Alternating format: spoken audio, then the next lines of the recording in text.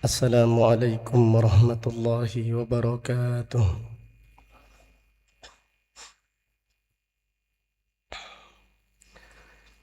Innal hamdalillah nahmaduhu wa nasta'inuhu wa nastaghfiruh wa na'udzu billahi min shururi anfusina wa min sayyiati a'malina. May yahdihillahu fala mudilla lahu wa may yudlil fala hadiya lahu.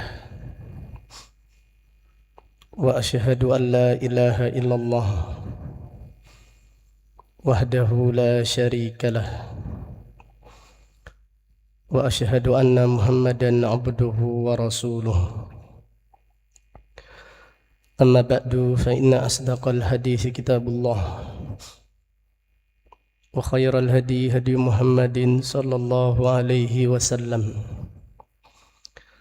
wa syarral umuri muhdatsatuha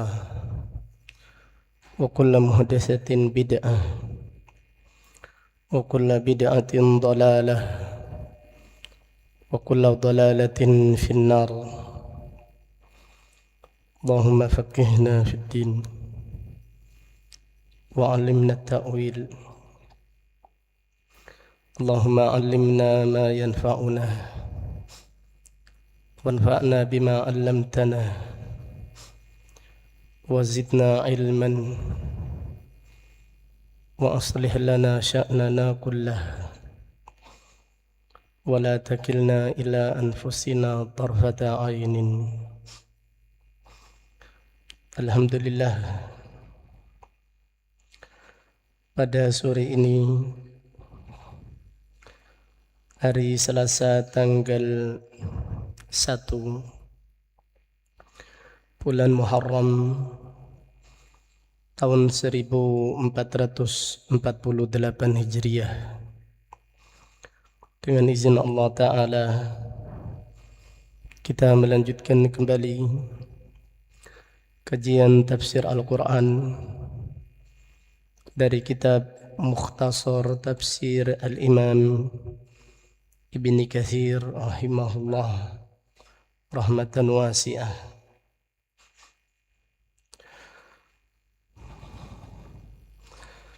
Pada sore ini kita masih mengkaji tafsir surat Al-Anbiya ayat 73 sampai ayat 75. Surat Al-Anbiya ayat 73 sampai ayat 75. A'udzu billahi minasy syaithanir rajim. وجعلناهم أئمة يهدون بأمرنا وأوحينا إليهم فعل الخيرات وإقام الصلاة وإيتاء الزكاة وكانوا لنا عابدين. ولوطا آتيناه حكما وعلما ونجيناه من القرية التي كانت تعمل الخبائث إنهم كانوا قوم سوء فاسقين. وأدخلناه في رحمتنا إنه من الصالحين.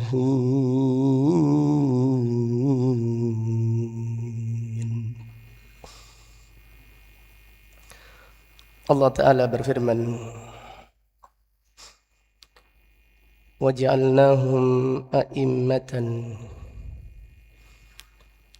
kami jadikan mereka imam-imam, ay yuqtada bihim, suri tauladan, yaitu manusia mencontoh mereka di dalam perkara akidah dan ibadah serta muamalah.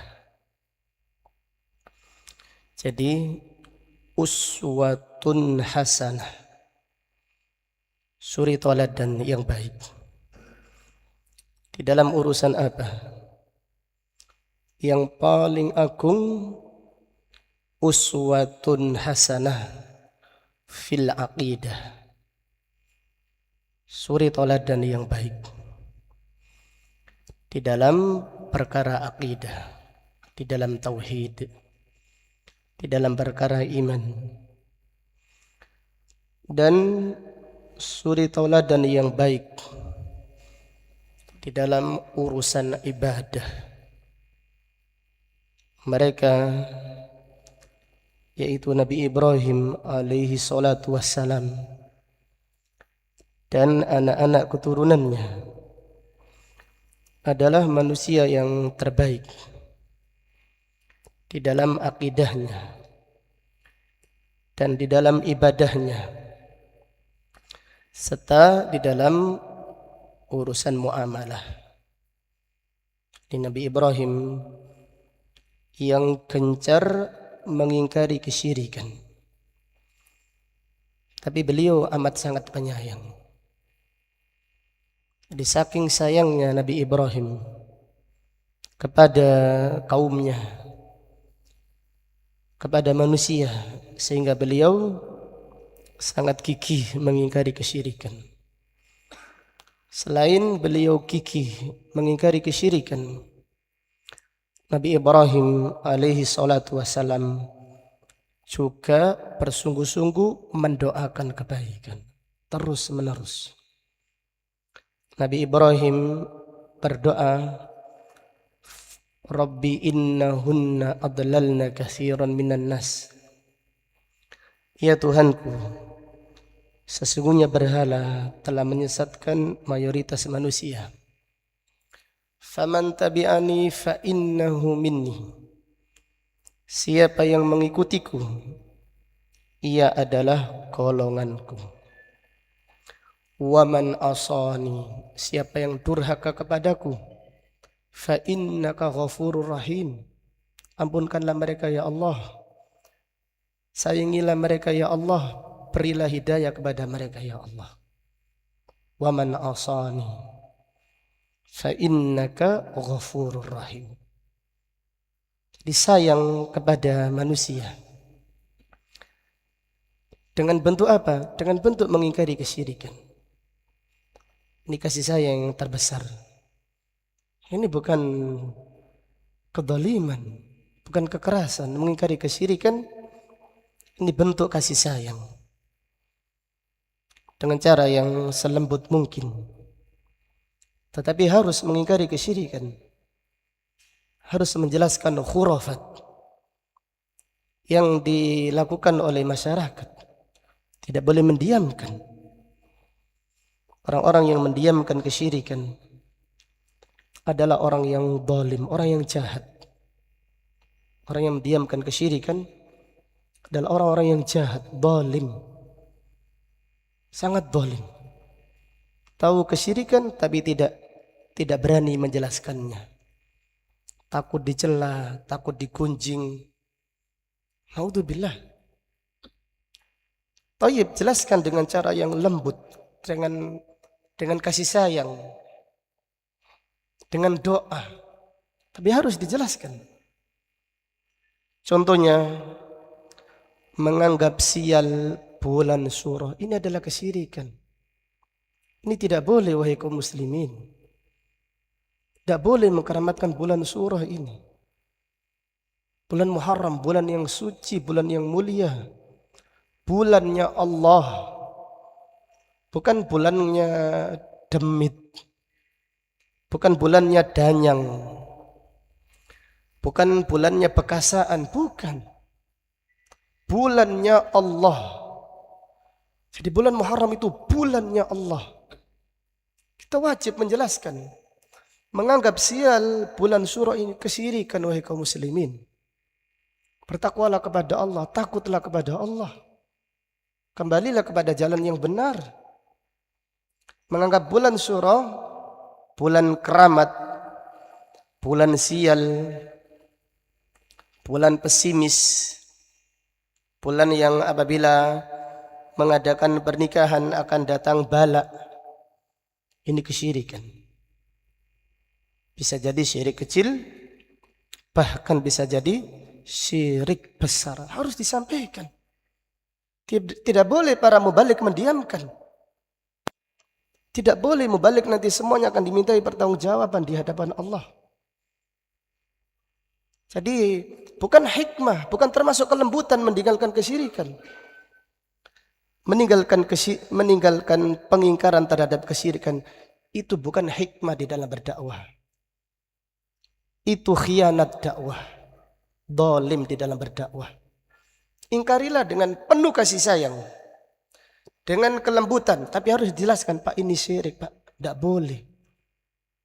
Jenengan menganggap bulan Syuro ini bulan sial, kesyirikan, tidak boleh. Silahkan mantu bulan Syuro. Allah yang akan memberkahi, Allah yang memberi rizki, Allah yang memberi kemudahan. Tidak ada yang bisa menghalangi kehendak Allah Subhanahu wa ta'ala. Kemudian di antara kesyirikan yang dilakukan oleh kaum muslimin di bulan Syuro, sebagaimana yang sering disampaikan, tapi harus sampaikan terus menerus, yaitu menganggap berkah kotoran Kiai Selamat. Kiai Selamat itu apa? Kerbau. Ini kesyirikan ini. Kita mengingkari sebagai bentuk sayang. Syirkun akbar, syirik besar. Yang dianggap ini kearifan lokal, bukan. Ini bukan kearifan lokal, ini bukan kearifan, ini kebodohan. Kebodohan yang paling bodoh. Karena kita sayang, kita mengingkari, kita tidak membiarkan, kita mendoakan mereka yang rebutan kotoran kebo, semoga diberi hidayah oleh Allah. Yang mengkeramatkan bulan Syuro, semoga diberi hidayah oleh Allah. Bukankah kita dulu juga mungkin ikut-ikutan pernah menganggap bulan Syuro ini bulan yang sial, mengikuti tradisi masyarakat. Demikian. Jadi imam itu apa? Imam suri tauladan di dalam urusan apa? Nomor 1, akidah. Jadi sungguh keliru orang yang menganggap uswatun hasanah hanya di dalam urusan muamalah. Ketahuilah, agama itu ada 3. Akidah, ibadah, dan muamalah. Jangan dipilih-pilih. Kita harus masuk ke dalam agama Islam secara apa? Keseluruhan, secara kafah. Udkhulu fis silmi kafah. Masuklah ke dalam agama Islam secara keseluruhan. Yang nomor 1 dari keseluruhan tersebut akidah. Nomor 2 ibadah. Nomor 3 muamalah. Jadi kewajiban, karena urusan akidah urusan akidah lebih agung daripada urusan sholat. Jadi menganggap bulan Syuro bukan bulan sial, ini lebih wajib daripada sholat 5 waktu. Jadi menganggap, meyakini segala sesuatu selain Allah tidak bisa menimpakan apa? Madarat. Itu lebih wajib daripada kewajiban berwudu, daripada kewajiban sholat 5 waktu. Karena berhubungan dengan perkara apa? Akidah.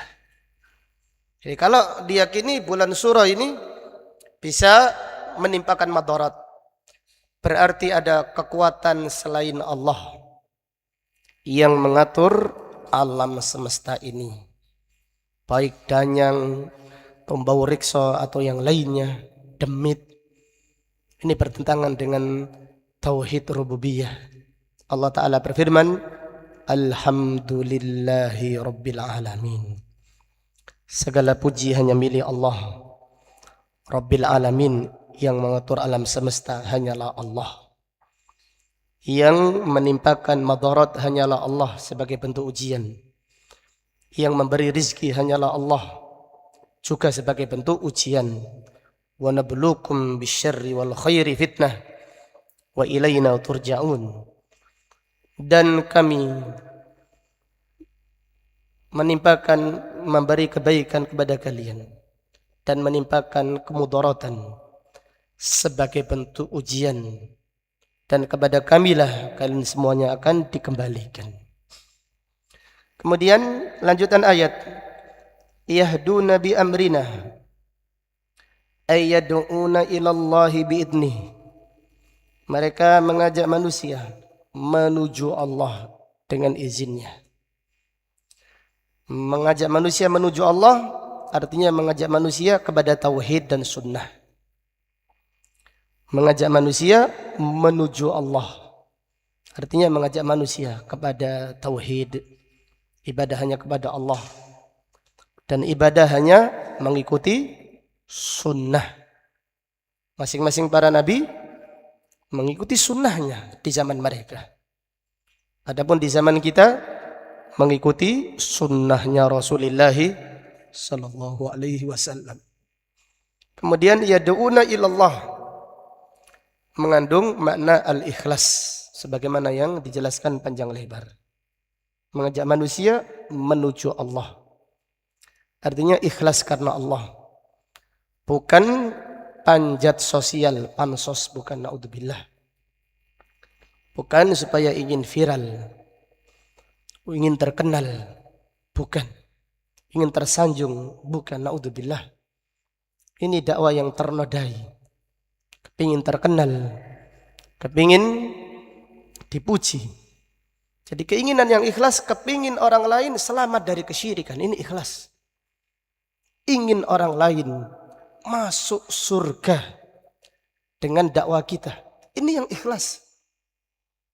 Adapun ingin jamaahnya banyak, ingin viral, ingin terpuji, ingin terkenal, ini yang pamrih, ini yang termasuk syirik tersembunyi, dan sangat bahaya syirik tersembunyi.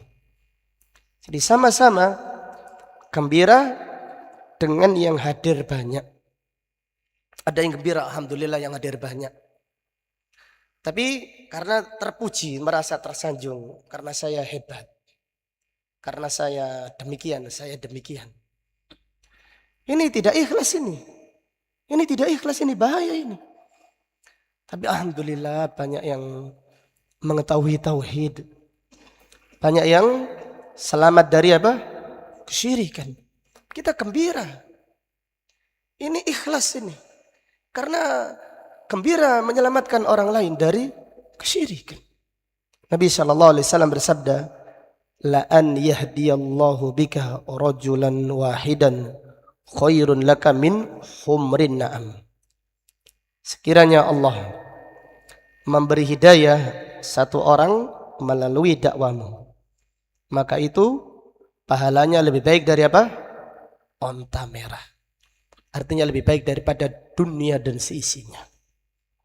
Lebih baik daripada onta merah, artinya lebih baik daripada dunia dan seisinya. Yang kita inginkan pahalanya. Yang kita inginkan mengangkat kebodohan dari orang lain. Bukan yang kita inginkan sanjungannya, pujiannya. Ini bahaya, ini yang mengotori hati kita. Yang merusak pahala dakwah di jalan Allah Subhanahu wa taala. Oleh karenanya pentingnya selalu beristighfar. Selalu beristighfar. Karena kita tidak tahu. Kita berangkat dari rumah tadi ikhlas karena Allah atau tidak, kita tidak tahu. Kita berharap ikhlas, tapi kita tidak tahu. Kita sekarang ini yang duduk riya atau ikhlas hanya Allah yang Maha tahu. Maka tutuplah dengan istighfar supaya Allah mengampuni niat-niat kita yang kotor, niat-niat kita yang jelek, hati-hati kita yang najis. Karena riya itu najis, kotor, jelek. Karena beramal tidak mengharapkan Allah Subhanahu wa taala, tapi mengharapkan pujian manusia. Naudzubillah. Kemudian lanjutan ayat. Wa auhayna ilaihim fi'lal khairati wa iqamas salati wa ita'az zakah. Dan kami wahyukan kepada mereka untuk mengerjakan kebaikan dan menegakkan salat serta menunaikan zakat. Wa kanu lana abidin, dan mereka adalah orang yang selalu beribadah kepada kita. Al-Imam Ibnu Katsir rahimahullah berkata, min babi atfil khasi halal am. Ini termasuk bab atful khas alal am, menyebutkan yang khusus setelah umum.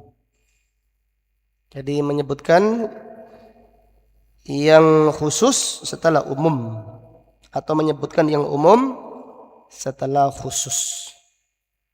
Artinya mereka adalah orang-orang yang selalu mengerjakan kebaikan, selalu menegakkan salat dan menunaikan zakat. Diambil faedah dari ayat ini, syariat salat, zakat, puasa dan haji adalah syariat semua para nabi. Syariat salat, zakat, puasa dan haji adalah syariat semua para nabi dan para rasul alaihi wassalatu wassalam. Jadi Nabi Adam pun salat. Jadi ada syariat salat, ada syariat puasa, zakat, haji. Tata caranya mungkin ada sedikit perbedaan bacaannya.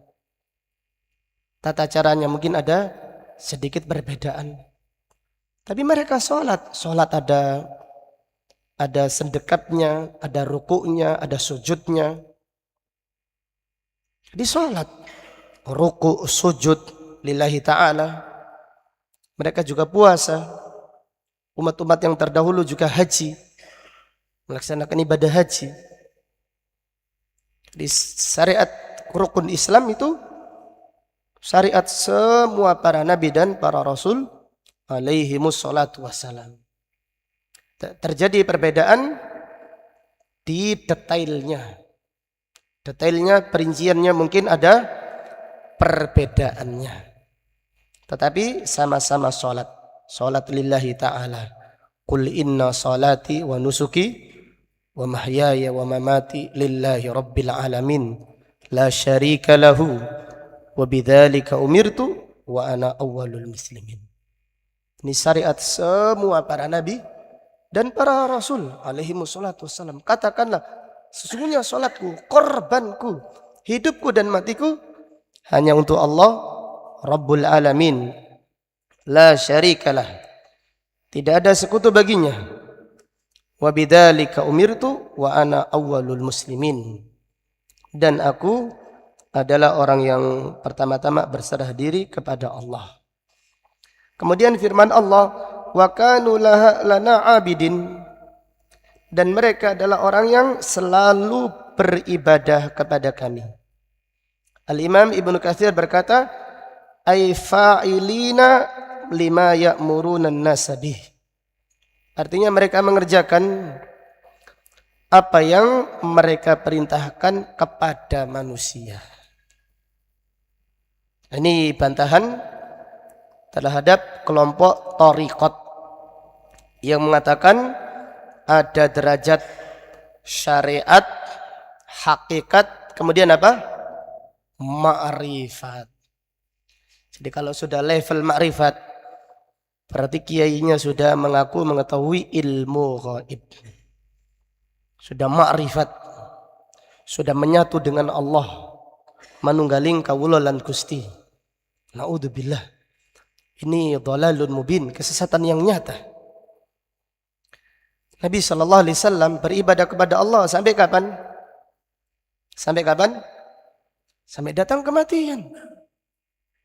Sampai datang kematian. Wa'bud rabbaka hatta ya'tiyakal yaqin. Dan beribadalah kepada Rabbmu sampai datang kematian. Allah Ta'ala berfirman, وَلَا تَمُوتُنَّ إِلَّا وَأَنْتُمْ مُسْلِمُونَ. Dan janganlah kalian meninggal dunia kecuali dalam keadaan berserah diri kepada Allah, dalam keadaan mentauhidkan Allah, beribadah kepada Allah, taat kepada Allah. Adapun kelompok tariqat, baik Naqsabandi atau yang lainnya, mereka menganggap yang diwajibkan beribadah mereka yang derajatnya syariat. Kemudian kalau syariatnya semakin bagus sampai level hakikat. Hakikatnya sudah bagus, levelnya ma'rifat, derajat ma'rifat. Kalau derajat ma'rifat sudah tidak wajib beribadah. Jadi kiai setelah ceramah duduk di belakang. Duduk di belakang. Yang lainnya sholat. Ditanyakan pada Pak Yai, kenapa saya tidak sholat? Saya sudah sampai derajat ma'rifat. Anda masih syariat. Syariat masih wajib sholat. Adapun saya sudah derajat ma'rifat. Kita bertanya kepada Pak Yai, apakah jenengan lebih baik daripada Nabi Ibrahim? Apakah jenengan, wahai Pak Yai, lebih baik daripada Nabi Muhammad SAW? Nabi SAW di akhir hayatnya tidak bisa sholat berjamaah. Itu sangat sedih. Sangat sedih. Nabi SAW sangat sedih. Beliau mandi supaya seger. Selesai mandi bangkit. Ketika bangkit pingsan. Beliau bertanya ketika pingsan. Setelah pingsan sadar. As-shollan nas. Apakah sahabatku sudah sholat? Belum ya Rasulullah, mereka menunggumu.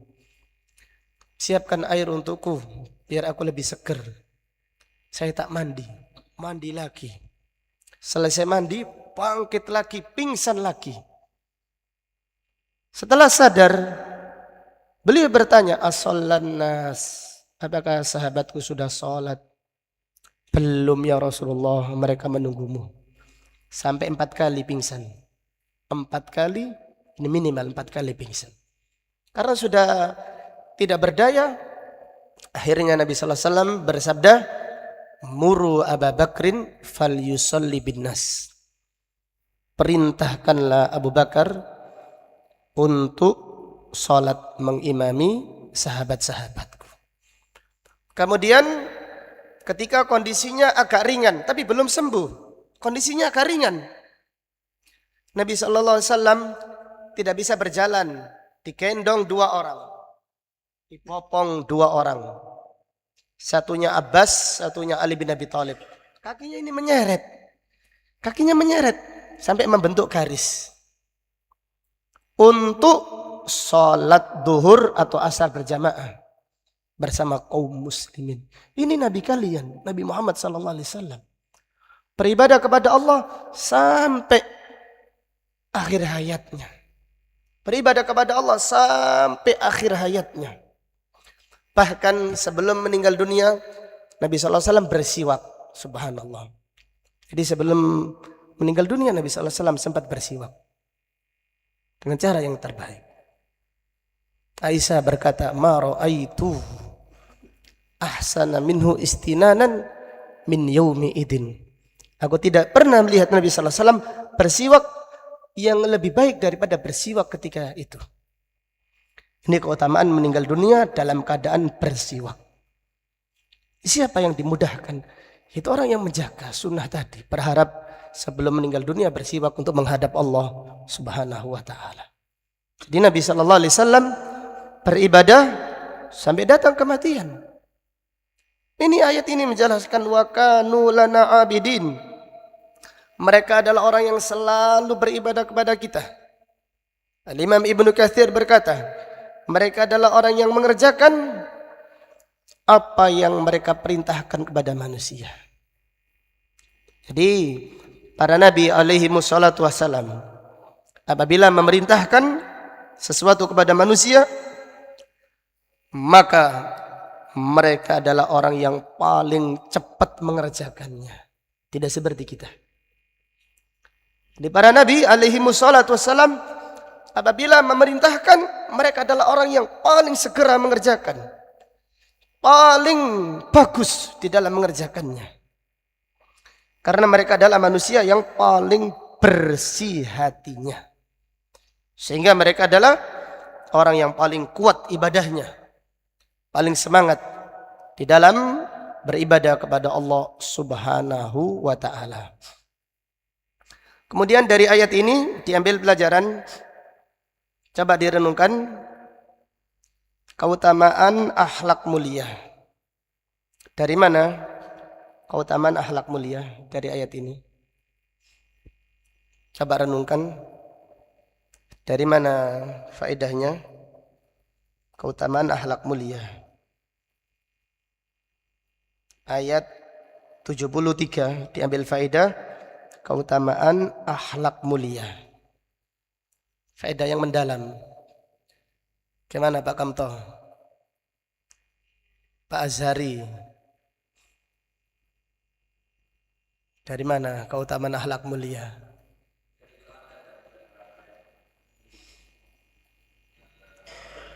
Ya. Berarti banyak berarti. Teladan di dalam akidah, ibadah dan muamalah akhlak mulia. Kemudian fi'lal khairat, mengerjakan kebajikan, akhlak mulia. Di antara akhlak mulia diambil wa ita'iz zakah, menunaikan zakat. Ini akhlak mulia. Jadi menunaikan zakat terdapat faedah akhlak mulia. Jadi kita menunaikan zakat, membayar zakat bukan sebagai bentuk merasa berjasa kepada orang miskin. Ini orang yang tidak paham fikih zakat. Membayar zakat itu adalah tarbiyah akhlak mulia. Menunaikan zakat adalah tarbiyah akhlak mulia. Kenapa demikian? Karena salat adalah hablun minallah, menjaga hubungan dengan siapa? Allah. Adapun membayar zakat menjaga hubungan dengan manusia. Jadi membayar zakat adalah tarbiyatul akhlak, pendidikan akhlak mulia. Karena orang yang ilmunya mendalam ketika membayar zakat tidak merasa berjasa kepada yang dibayarkan, dikasih zakat tadi, kepada yang disedekahi tadi. Bahkan merasa berterima kasih. Karena sekiranya tidak ada yang menerima zakat, maka dia akan kesusahan. Bagaimana mempertanggungjawabkan kewajibannya di hadapan Allah Subhanahu wa taala. Jadi menunaikan zakat ini tarbiyatu husnil khuluq, pendidikan akhlak mulia. Jadi jangan merasa lebih. Jangan merasa orang yang kita kasih zakat tadi kita lebih mulia daripada orang yang kita kasih zakat tadi. Belum tentu. Bahkan hendaklah kita tawadhu. Hasan al-Basri itu sebagaimana yang sering disampaikan, tapi tidak mengapa, terus disampaikan. Beliau menjelaskan makna tawadhu. Mat tawadhu. Apakah definisi tawadhu? Mat tawadhu. Apa yang dimaksud dengan tawadhu? Kemudian beliau berkata, at-tawadhu an takhruja min baitika fama laqita ahadan minal muslimin illa ra'aita lahu fadlun alaika.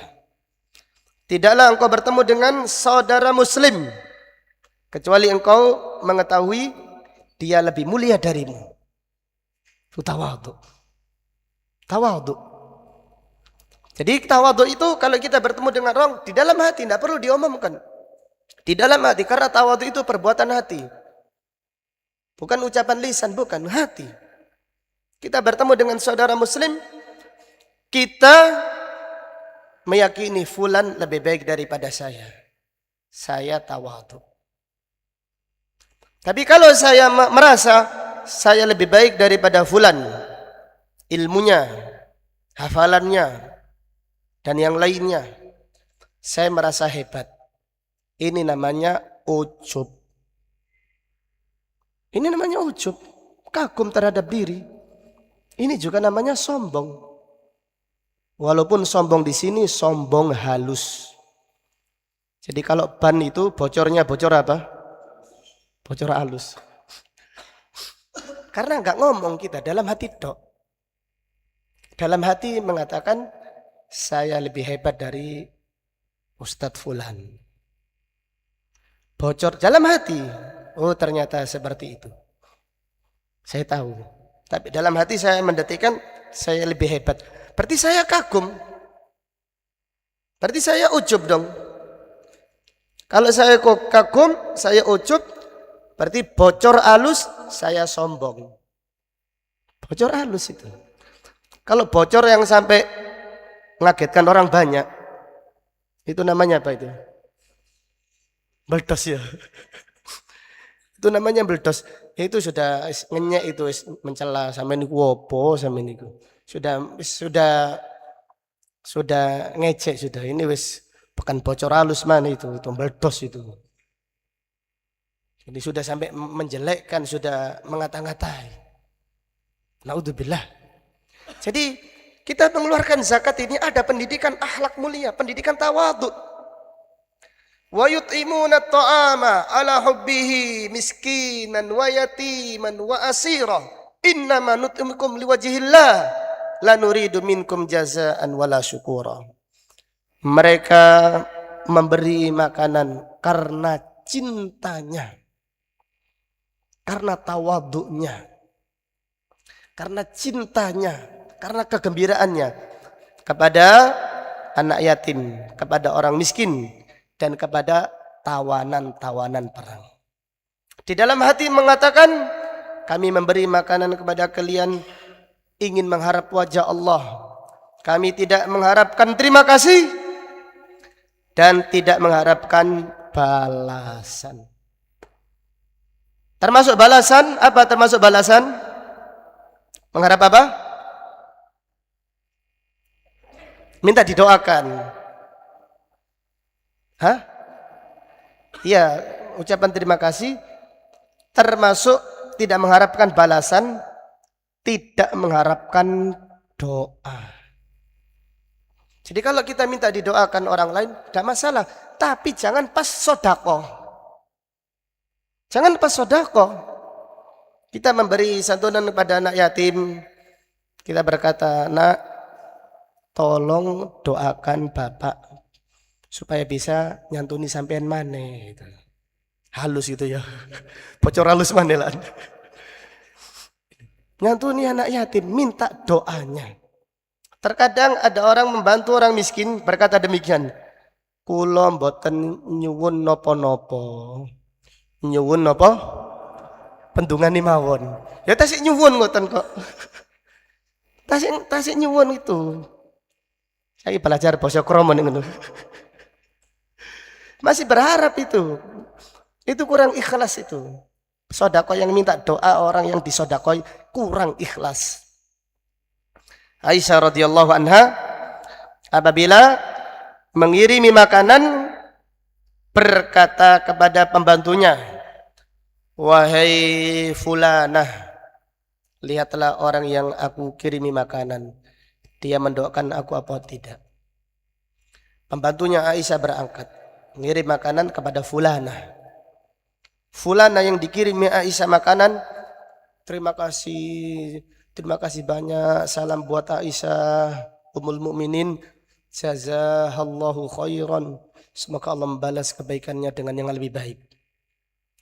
Kemudian pembantunya Aisyah pulang, wahai Ummul Mukminin, fulanah mendoakan jenengan. Aisyah langsung mengangkat kedua tangan, ya Allah, balaslah kebaikan fulanah yang mendoakan aku, ya Allah, berkahilah keluarganya, jagalah dia. Didoakan Aisyah dengan doa yang banyak. Kemudian pembantunya Aisyah bertanya, wahai ibu, engkau mengirimi makanan, orang yang dikirimi makanan mendoakanmu, pantas. Tapi kenapa engkau mendoakan dia? Aisyah berkata, iya, aku mendoakan dia karena aku mengirimi makanan tidak berharap doanya. Aku hanya berharap pahala di sisi Allah. Maka apabila dia mendoakan aku, tak balas, aku mendoakan dia. Karena aku hanya mengharap pahalanya di sisi Allah Subhanahu wa ta'ala. Jadi demikian. Di dalam membayar zakat terdapat tarbiyatul akhlak, pendidikan akhlak. Maka apabila kita mengeluarkan zakat, kok merasa berjasa, kita merasa berjasa dengan orang yang kita kasih zakat tadi, kita belum memahami makna ita'uz zakah. Kita belum paham. Tauhid kita kurang mendalam. Kita merasa berjasa, kita merasa membantu, merasa menghutangi budi. Jadi ada hutang budi, ada menghutangi apa? Budi. Mohon maaf ya Pak Budi ya. Jadi merasa menghutangi Pak Budi. Jadi semana kita membantu orang merasa menghutangi budi itu. Jadi ini keikhlasannya kurang faham, kurang mendalam ilmunya. Jadi demikian. Yakinlah kalau kita sedang mengeluarkan zakat, kita tidak mengharapkan apapun, tidak merasa berjasa. Bahkan kita ingin tawadhu. Kita mengharap pahalanya di sisi Allah Subhanahu wa ta'ala. Wallahu ta'ala a'lam. Kemudian kita lanjutkan.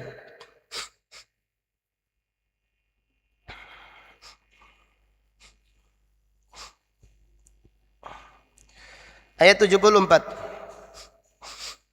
Walutan atainahu hukman wa ilma.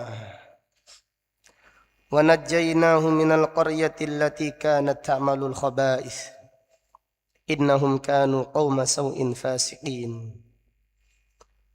Wa adkhalnahu fi rahmatina innahu minas salihin. Dan Lut alaihi salatu wassalam, kami berikan kepadanya hikmah dan ilmu. Dan kami menyelamatkannya dari negeri yang penduduknya melakukan perbuatan keji, yaitu mereka melakukan hubungan sesama jenis. Innahum kanu qauma sau'in, sesungguhnya mereka adalah kaum yang rusak, yang fasik, yang keluar dari rahmat Allah Subhanahu wa ta'ala, yang keluar dari taat kepada Allah Subhanahu wa ta'ala. Al-Imam Ibnu Katsir rahimahullah berkata, "Tsumma atafa bidzikri Lutin." Kemudian Allah menyebutkan kisah Nabi Lut alaihi salatu wassalam. Kana qad amana Nabi Ibrahim. Nabi Lut telah beriman kepada Nabi Ibrahim alaihima assalatu wassalam. wattaba'ahu, Nabi Lut mengikuti Nabi Ibrahim, wa hajara ma'ahu, dan hijrah bersama Nabi Ibrahim. Kama qala ta'ala, sebagaimana Allah Ta'ala berfirman, fa'amana lahu Lut, dan Lut beriman kepada Nabi Ibrahim, wa qala inni muhajirun ila rabbi, Nabi Ibrahim berkata, sesungguhnya aku hijrah menuju Tuhanku.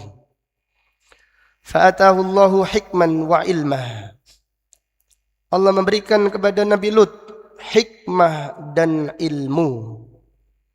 Wa auha ilaihi wa ja'alahu nabiyya, dan Allah mewahyukan kepadanya serta mengangkatnya sebagai seorang nabi.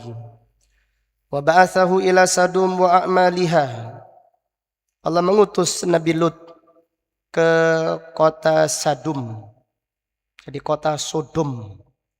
Sodom perbuatan dinisbatkan kepada kota. Jadi kota tersebut kota Sadum atau kota sekarang Sodom. Pelakunya dinamakan Sodom. Kembali kepada kota yang Nabi Lut berdakwah di dalamnya. Fakhalafuhu, mereka menyelisihi Nabi Lut. Wa kadzabuhu, dan mereka mendustakan Nabi Lut alaihi salatu wassalam. Fa ahlakahumullah, maka Allah pun membinasakan mereka. Wa dammara alaihim, Allah menghancurkan mereka. Kama qassa khabarahum fi ghairi mawdi'in min kitabil aziz, sebagaimana Allah ceritakan di berbagai macam ayat, di berbagai ayat di dalam Al-Qur'an. Walihada qala, oleh karenanya Allah berfirman pada ayat ini, wa najjaynahu minal qaryati allati kanat ta'malul khaba'ith innahum kanu qauma sawin fasikin, dan kami selamatkan Lut dari desa, dari negeri yang penduduknya melakukan perbuatan keji, laki-laki berhubungan sama laki-laki, perempuan dengan perempuan, naudzubillah. Innahum kanu qauma sawin fasikin, sesungguhnya mereka adalah kaum yang rusak dan fasik, yaitu keluar dari ketaatan kepada Allah. Wa adkhalnahu fi rahmatina, dan kami masukkan Lut alaihi salatu wassalam ke dalam rahmat kami. Innahu minas salihin, sesungguhnya ia termasuk hamba-hamba yang soleh. Dari ayat ini diambil beberapa faedah dan pelajaran-pelajaran yang penting. Yang pertama, metode perbaikan umat yang terbaik adalah dakwah tauhid. Metode perbaikan umat yang terbaik adalah dakwah tauhid. Subhanallah, lihatlah manusia mencoba memperbaiki umat dengan berbagai macam metode. Ada metode sosial, ada metode ekonomi, metode kekuasaan. Yang terbaik adalah metode tauhid, dakwah tauhid. Lihatlah Nabi Lut alaihi salatu wassalam diutus oleh Allah kepada kaum yang moralnya rusak. Moral, kerusakan moral. Nabi Lut mengawali dengan dakwah tauhid. Allah mengutus Nabi Syuaib kepada kaum yang rusak ekonominya. Mereka mengurangi timbangan. Kemudian rusak keamanannya, mereka membegal. rusak keamanannya, dan rusak akidahnya. Nabi Lut mengawali dengan dakwah tauhid. Nabi Shu'aib mengawali dengan dakwah tauhid. Nabi Musa diutus oleh Allah kepada raja yang zalim, pengis, membunuh, membantai, merampas. Kemudian Nabi Musa mengawali perbaikan dengan dakwah tauhid. Nabi Ibrahim mendatangi Namrud mendakwakan tauhid. Nabi Muhammad SAW menghadapi kaum jahiliyatul amya, jahiliyah yang gelap gulita. Mereka tawaf telanjang, mereka memendam bayi perempuan hidup-hidup. Mereka minum khamar, mereka berzina. Mereka bermuamalah dengan riba. Tetapi awal metode perbaikan dengan dakwah tauhid. Demikian. Siapa yang menganggap selain dakwah tauhid adalah metode perbaikan yang terbaik, maka dia telah keliru dengan kekeliruan yang sangat besar. Metode perbaikan yang terbaik adalah dakwah tauhid. Imam Malik berkata, lan yusliha akhiru hadhil ummah illa ma aslaha awwalaha. Generasi umat ini yang terakhir tidak akan bisa diperbaiki kecuali dengan memperbaiki generasi yang apa? Pertama, tauhid. Jadi tauhid itu jangan dipikir sekedar tidak menyembah berhala. Subhanallah. Lisan tauhid, hati tauhid, badan tauhid, pikiran tauhid. Tauhid dimantapkan sehingga keluar dari lisan kita ini tauhid, dalam keadaan gembira, dalam keadaan senang, yang keluar adalah tauhid. Pendidikan tauhid, pendidikan. Jadi metode perbaikan yang terbaik dakwah tauhid.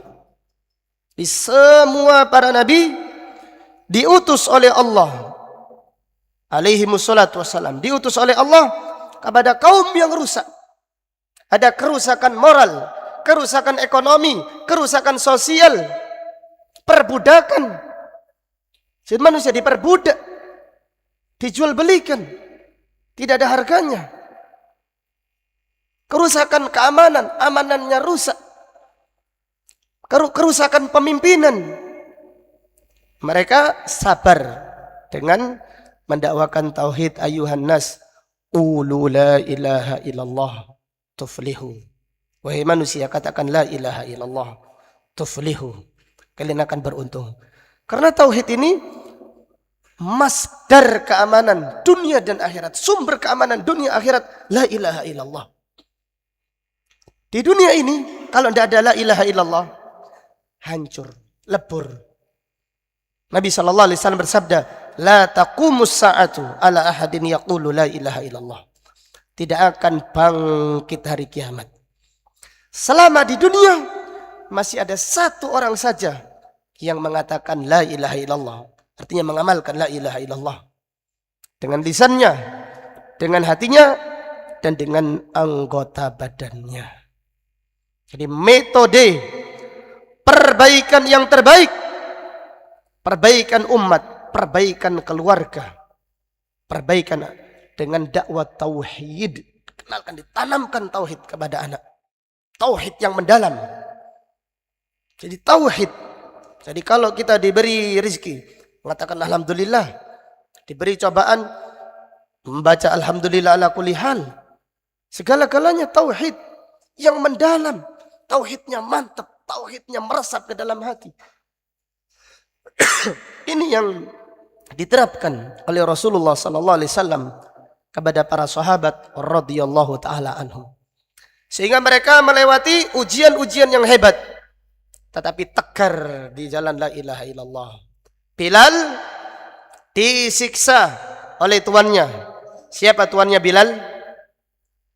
Umayyah bin Khalaf. Dilepaskan bajunya, kemudian ditindih dengan batu yang sangat berat, diletakkan di padang pasir yang sangat panas, dicambuk, disuruh meninggalkan Nabi Muhammad SAW, dia menjawab ahadun ahad, ahad, ahad. Jadi jawaban ahad ini lebih keras daripada siksaan Umayyah. Umayyah menyiksa badannya Bilal. Bilal menyiksa Umayyah, menyiksa hatinya. Jadi yang tersiksa Bilal badannya, hatinya tegar, hatinya ridho dengan takdir Allah, hatinya husnudon kepada Allah, tauhidnya kuat. Disuruh keluar dari Islam, disuruh mencela Nabi sallallahu alaihi wasallam, dijawab ahadun ahad. Wahai Umayyah, ahad, ahad, ahad. Subhanallah. Sampai datang Abu Bakar As-Siddiq melihat Bilal yang disiksa, tidak tega. Akhirnya Abu Bakar membebaskan Bilal dengan harga yang sangat mahal, yaitu dengan 80 dirham, 80 dinar. Harga yang sangat mahal ketika itu. Umayyah berkata, wahai Abu Bakar, sekiranya kamu membeli dengan harga murah, saya bebaskan, saya lepaskan, saya sudah tidak kuat. Bayangkan, yang menyiksa tidak kuat, karena penyakit mental itu lebih berat daripada penyakit badan. Jadi Umayyah ini kena mental. Bilal tersiksa badannya, mentalnya tetap tegar. La ilaha illallah. Tauhid. Karena dididik Nabi SAW dengan pendidikan tauhid yang sangat kokoh. Lihatlah para sahabat melewati ujian-ujian yang berat, tidak pernah mengeluh sedikit pun. Tidak pernah suudzon kepada Allah Subhanahu wa taala. Jadi para sahabat melewati perjuangan-perjuangan yang berat, ujian-ujian yang sangat berat, menyertai dakwanya Nabi sallallahu alaihi wasallam, tidak pernah suudzon sedikit pun kepada Allah Subhanahu wa taala. Ini hasil pendidikan tauhid. Nabi sallallahu alaihi wasallam bersabda, "La yamutanna ahadukum illa wa huwa yuhsinu dhanna billah." Janganlah kalian meninggal dunia kecuali dalam keadaan apa? Husnudzon, berprasangka baik kepada Allah Subhanahu wa taala. Allahu taala alam. Tambahan faedah, tulisan di truk-truk itu, piye bro? Apa lanjutannya? Nah, keliru itu, enak zaman sekarang. Keliru itu. Kita hidup bukan di zaman lalu. Kita hidup di zaman sekarang. Adalah kita meyakini kalau kita husnudzon kepada Allah, lapang dada. Lapang dada. Husnudzon kepada Allah. Kita lapang dada. Kita akan merasakan kebahagiaan hati yang luar biasa. Ini bagi orang yang tauhidnya mendalam. Oleh karena itu raihlah tauhid yang mendalam. Kokoh tauhid. Tangguh, teguh, tegar dalam setiap keadaan memperjuangkan Al-Quran, memperjuangkan sunnah Rasulullah sallallahu alaihi wasallam. Terima kasih banyak atas kehadiran teman-teman semuanya. Syukran katsiran wa jazakumullahu khairan. Semoga Allah menerima amal kita dan mengampuni dosa-dosa kita. Semoga Allah mudahkan kita untuk istiqamah di atas Al-Quran dan di atas sunnah sampai kita bertemu dengan Allah. Semoga Allah mewafatkan kita di atas Islam dan di atas sunnah dalam keadaan husnul khatimah. Semoga Allah menjadikan ucapan kita yang terakhir dari dunia ini dengan mengucapkan kalimat tauhid, la ilaha illallah.